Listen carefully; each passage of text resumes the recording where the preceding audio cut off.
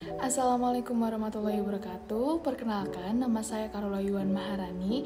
Di sini saya akan menjelaskan tentang bab 9 dan 10 dalam strategi operasi. Nah, jadi yang akan dijelaskan pada bab 9 dan 10 ini, yang pertama ada proses strategi operasi tentang perumusan dan implementasi, yang kedua ada proses strategi operasi tentang pemantauan dan pengendalian. Yang pertama di sini ada perumusan strategi operasi yang memiliki arti proses praktis untuk mengartikulasikan berbagai tujuan dan keputusan yang membentuk strategi. Tidak seperti manajemen operasi sehari-hari, merumuskan strategi operasi kemungkinan hanya merupakan kegiatan sesekali. Nah, dalam bab ini akan dibahas proses rekonsiliasi sumber daya operasional dengan kebutuhan pasar sehingga ada tingkatan perkiraan kesesuaian atau keselarasan di antara keduanya. Untuk mencapai keselarasannya, pada proses perumusan strategi operasi biasanya dapat diselesaikan dalam dua arah. Pada umumnya, perusahaan memulai dengan persyaratan pasar, lalu dilanjutkan dengan sumber daya untuk mencocokkan keselarasan antara keduanya. Nah, arah penyelarasan ini juga sesuai dengan hierarki strategi top-down tradisional, di mana peran operasi adalah untuk mendukung keputusan pasar yang telah ditentukan sebelumnya. Pendekatan alternatifnya adalah agar operasi menganalisis sumber dayanya dan kemudian mencari peluang pasar yang selaras dengan antara keduanya. Setelah adanya perumusan strategi, ada yang disebut dengan implementasi. Nah, implementasi sendiri memiliki arti cara strategi yang dioperasionalkan atau dijalankan. Hal ini melibatkan proses yang mencoba untuk memastikan bahwa strategi tersebut tercapai. Implementasi merupakan hal penting karena berapapun canggihnya landasan intelektual atau analisis dari suatu strategi, itu hanyalah sebuah dokumen sampai telah strategi tersebut diimplementasikan. Nah, untuk terlibat secara efektif dalam suatu implementasi, seseorang harus memiliki keyakinan bahwa keterlibatannya akan menjadi pengalaman yang positif, memiliki pendidikan yang memungkinkan, dan mereka merasa berkontribusi secara cerdas dan diberi kesempatan untuk berpartisipasi dalam proses implementasi tersebut. Selanjutnya ada proses strategi operasi pemantauan dan pengendalian. Pemantauan dan pengendalian strategis melibatkan pemantauan dan evaluasi kegiatan, rencana dan kinerja dengan tujuan tindakan korektif di masa depan jika diperlukan. Nah, pandangan strategis pemantauan dan pengendalian ini mirip dengan pandangan operasional, tetapi ada perbedaan di antaranya. Pada tingkat strategis, tujuan seringkali kurang jelas. Mungkin juga ada pengetahuan yang lebih sedikit tentang bagaimana menghasilkan hasil yang diinginkan. Demikian pula frekuensi intervensi kontrol yang dibuat berbeda. Seperti kontrol strategis yang tidak dapat berulang, dengan setiap tugas implementasi melibatkan proyek atau intervensi yang unik. Pemantauan dan pengendalian melibatkan pelacakan kerja, pemindaian lingkungan, menafsirkan informasi yang dideteksi, dan ditanggapi dengan tepat. Ada dua jenis tujuan implementasi.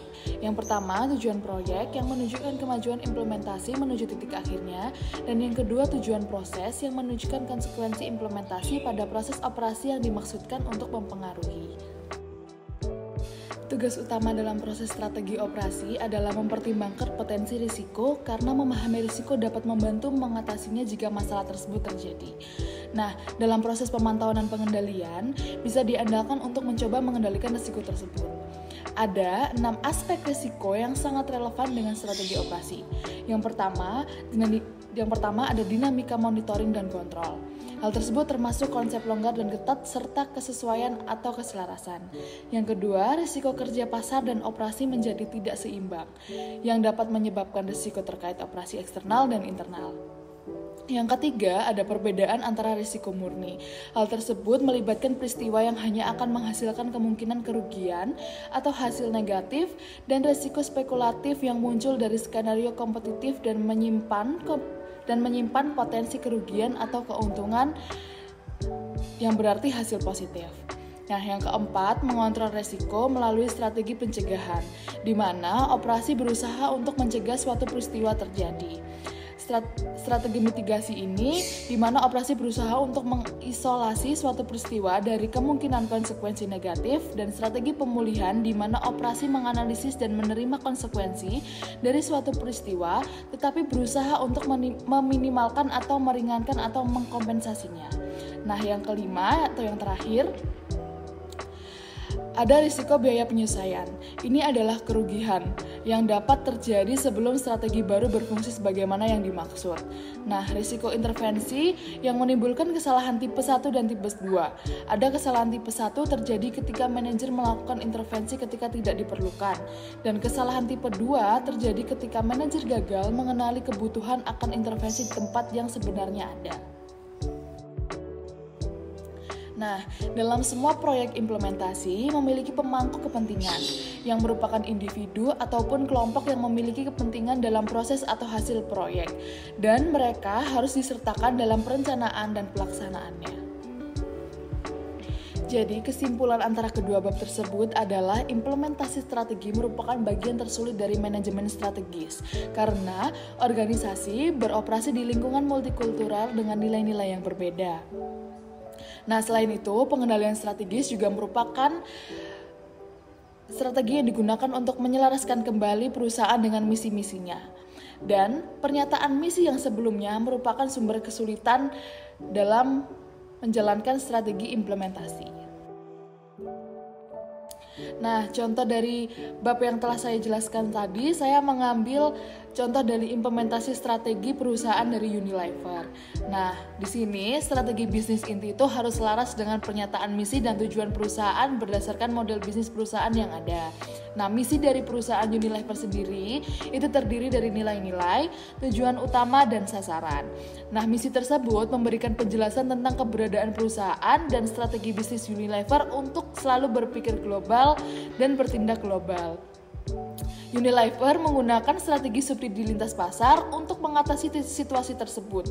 Secara efektif, perusahaan telah merumuskan strategi perusahaan ke dalam strategi yang dinamakan dengan Path to Growth. Nah, implementasi strategi Path to Growth ini telah dirumuskan oleh perusahaan Unilever sejak tahun 2000 dengan tujuan untuk mempertahankan perusahaan dalam mencapai pertumbuhan, mengurangi biaya untuk melakukan bisnis, mengurangi ketergantungan pada sumber daya manusia yang kurang berkualitas, dan menyelaraskan perusahaan untuk tujuan dan sasaran yang ditetapkan dalam strategi. Nah, penerapan strategi Path to Growth Unilever ini berhasil mendorong organisasi mencapai strategi pertumbuhannya di pasar global. Nah, Unilever sendiri berhasil menerapkan strategi baru dan perusahaan Unilever mencapai strategi merek global yang kuat dan menjadi efektif dalam pemasaran merek mereka karena menikmati keragaman geografis dan sektoral dengan kemampuan untuk mengembangkan merek dengan cepat menggunakan struktur kontrol yang efisien.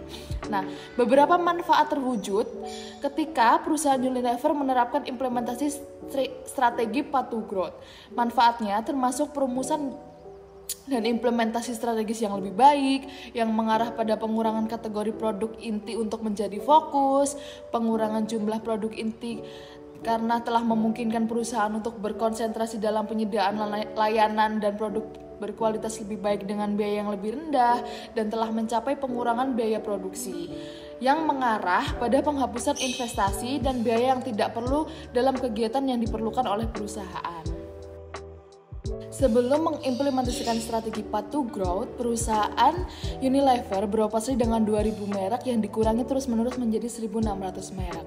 Selain itu, perusahaan Unilever telah berhasil merenggangkan merek dan kategori terkenal seperti Lipton ke dalam berbagai minuman dan merek. Selain keberhasilan dalam implementasi strategi, jelas bahwa perusahaan Unilever telah berhasil meningkatkan pendapatan dan keuntungan yang dihasilkan dari merek-merek inti tersebut. Dari data studi kasus, omset lebih dari 90% yang telah dialami oleh perusahaan Unilever. Nah, misalnya pada tahun 2013, perusahaan Unilever mencatat pertumbuhan keuangan yang mengesankan dibanding dengan tahun sebelumnya.